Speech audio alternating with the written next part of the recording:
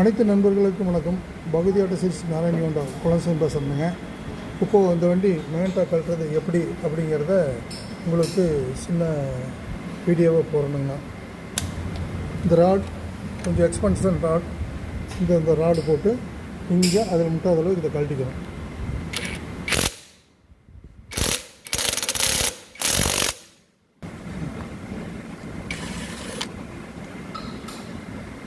போட்டு மேட்டை போட்டு ஒரு சுற்றிட்டு வாங்க. மேட்டை ஃபிட் பண்ணப்போ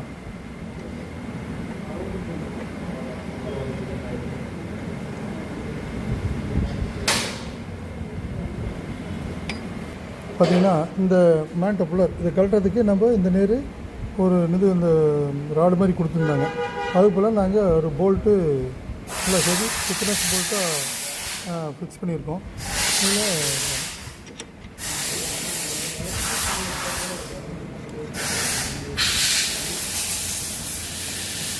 இது மாட்டிட்டோம். இது திறன் மாட்டிட்டோம். இந்த நேரத்தில் டைட் பண்ணோம். நேராக வச்சுட்டு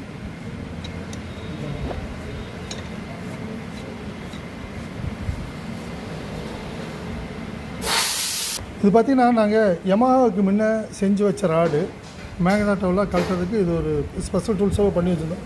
அதே மாதிரி டிவி சுசுக்கி இன்சுசுக்கி அதுக்கெல்லாம் சைலன்சர் மப்ளர் கழட்டுறது இந்த ராடு செஞ்சு வச்சுருந்தோம். இதை நாங்கள் தான் அது அப்படியே அதை இப்போ சுசுகி கம்பெனியில் இல்லாதனால இதை அப்படியே சேஞ்ச் பண்ணிட்டோம். இது பார்த்திங்கன்னா நல்லா ஹெவியாக இருக்கும். இதில் கையில் பிடிச்சிக்கிற மாதிரி அந்த கம்பெனிக்கு இது கம்பெனி டூல்.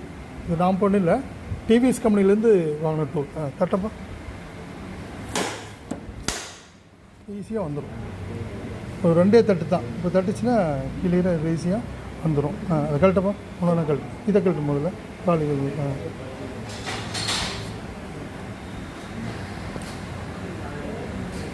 இதை கழட்டி